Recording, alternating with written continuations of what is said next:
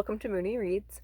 My name is Beck, and today I'm doing a bit of a reading update. It's been a couple of months since I've done a wrap-up, and I need to talk a little bit about potential reading plans for August, so all of that is going to be here.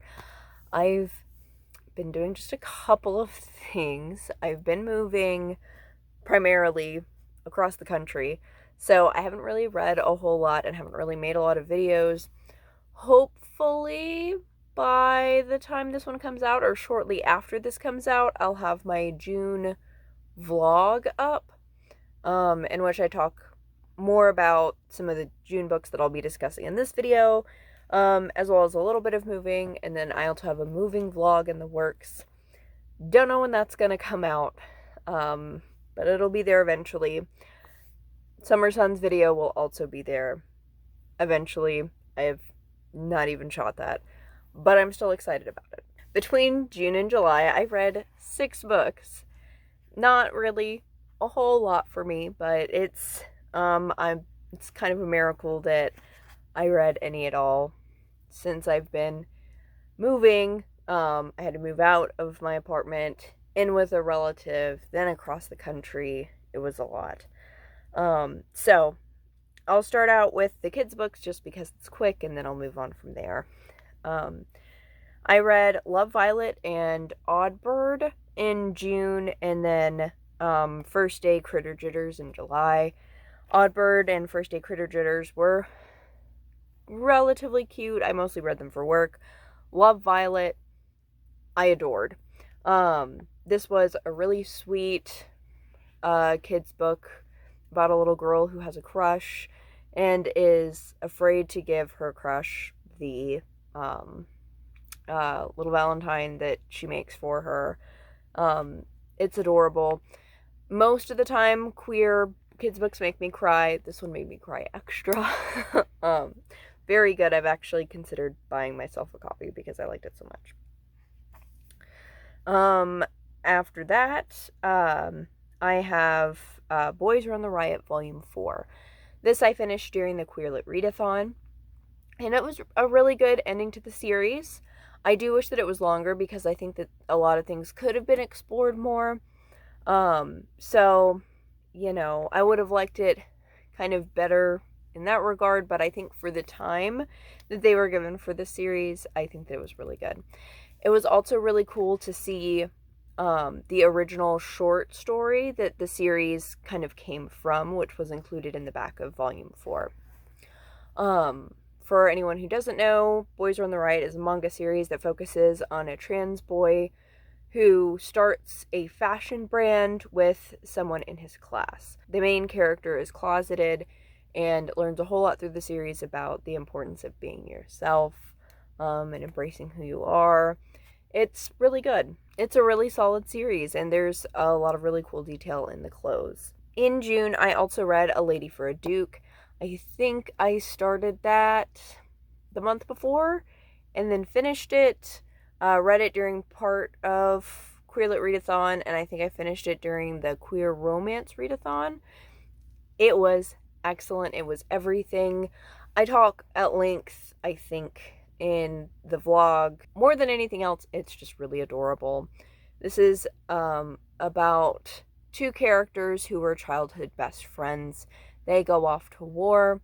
One of them thinks that the other dies in war, but what actually happens is that that person uses battle as an opportunity to fake their death and come back as their true self and be able to live authentically as a woman. And they kind of reconnect, and it's them falling in love after that. Alexis Hall is like the king of like one-liners and paragraphs that just break you, like either from fluff or from like angst. I had so many feelings reading this, and it took me forever to read. It took me at least a month to read it. It's a romance book. There's not much complex, dense prose or anything. In another, if my brain were in a slightly different place, I probably could have read it in a day or two. but it was just, I kept having to set the book down to scream because it was so cute. The final book that I finished recently is Doughnuts Under a Crescent Moon, Volume 3. I'm not going to say very much because it's a sequel, but I thought it was super cute. There's actually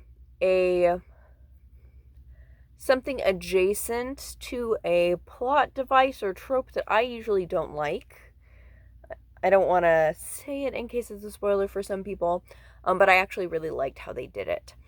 It's super cute, and I'm really looking forward to how they wrap it up. I hate that it's going to be so short. I think Volume 4 is the last, but I'm really loving this series. This is an office romance Yuri, and it focuses on this one character who's very sociable, and this other character who's more of a loner.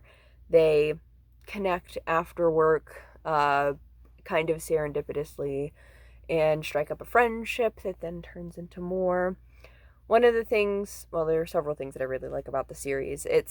I like that it's not over-sexualized. I like that we are having adults. And I think that it's neat that the main character, certainly the kind of more sociable one, is, I think, really clearly autistic. And the way that, especially in the beginning of the series, that she, like, her, like, special interest in makeup and clothes and the description of masking, I just thought was really cool. I don't know how intentional that is, but it seems really obvious to me. I think it's really cool. And I'm really looking forward to getting to see the rest of the series. Editing back here because I forgot to mention a reread that I did in the month of July, which was If Not Winter, Fragments of Sappho, translated by Anne Carson. I talk about reading this in my moving vlog, which will be up hopefully soon.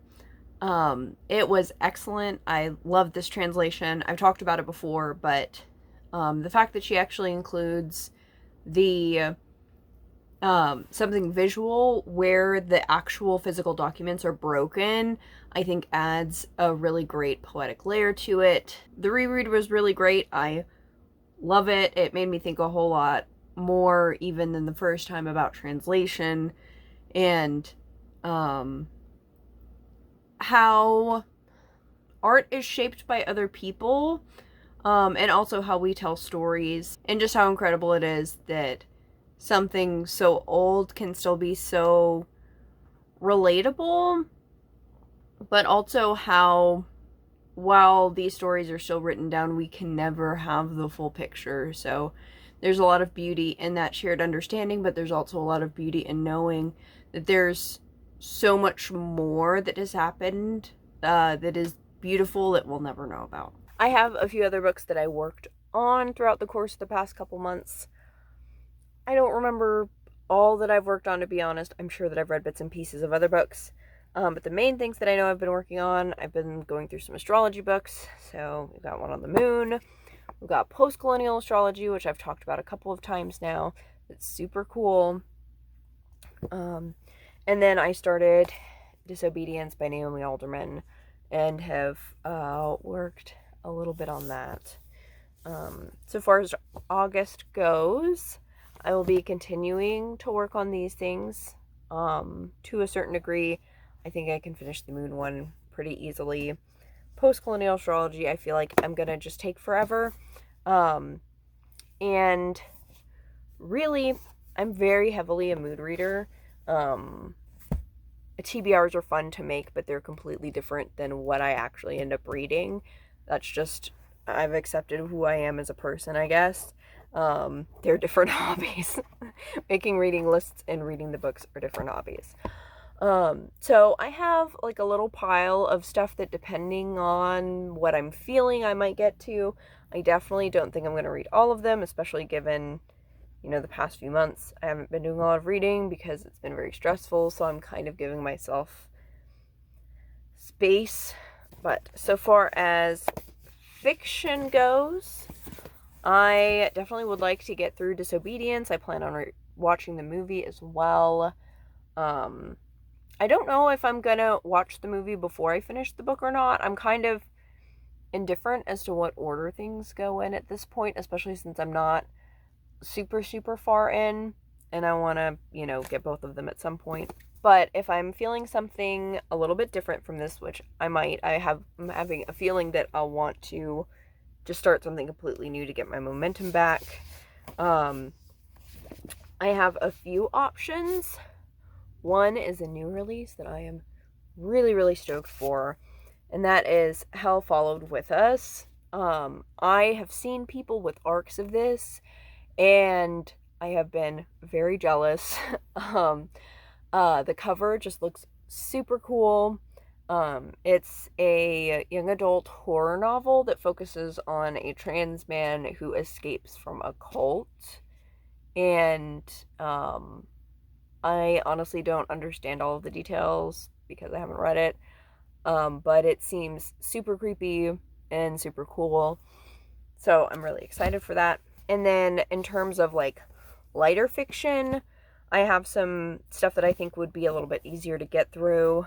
I've got Love on the Other Side, which I've talked about reading like 1,000 times at this point, but I really think that a graphic novel is going to be good, especially one, that's basically a collection of short stories. Then I also have All Signs Point to Yes, a love story for every star sign. And this is a young adult short story collection that features Emery Lee. That's really why I bought this, because I really love the Meet Cute Diary. But it looks like Alexandra Viasante is in this, and I really loved The Grief Keeper. It also features Marco Shiro, who I've heard nothing but good things about and need to read, and Eric Smith, who I've also heard good things about. I'm sure the other people in here are lovely as well, but those are the names that stuck out to me. Another book that's in the realm of short stories that I would like to pick up is No One Belongs Here More Than You by Miranda July. I don't know a ton about the synopsis of this. I've heard really good things from people who I trust. So this was recommended to me. I'm actually borrowing this. So I expect to read this probably sooner than these other fiction books, although I say that and watch me be wrong. But I think this might be one that I start sooner rather than later. So far as nonfiction goes, I have several options. There's the astrology stuff that I've talked about that I would like to read at some point. But I also have Revolutionary Suicide, which I picked up a while back. It's one of the many that I've started, read part of, and stopped for no discernible reason. So I think I would like to pick this back up again. For those who don't know, Huey P. Newton is one of the core members of the Black Panther Party, and this is his autobiography. And the other option that I have for nonfiction is The 2000s Made Me Gay, Essays on Pop Culture by Grace Perry. So this is the more lighthearted option. This one I've talked a little bit about before. I've really wanted to read it since I watched Heartstopper and did my reread of Perks of Being a Wallflower. So I'd like to read this fairly soon. I also have like a lot of other nonfiction books that I've been like this close to starting or finishing. But I'm honestly not going to pull all of them out and talk about them because who knows which one I'll actually get to. I think this is quite more than enough. We'll see what August brings. Hopefully I, finish something. That would be nice. So, in the comments, let me know what your plans are for August or any recent reads that you had that you really enjoyed. And thank you all so much for watching. Bye.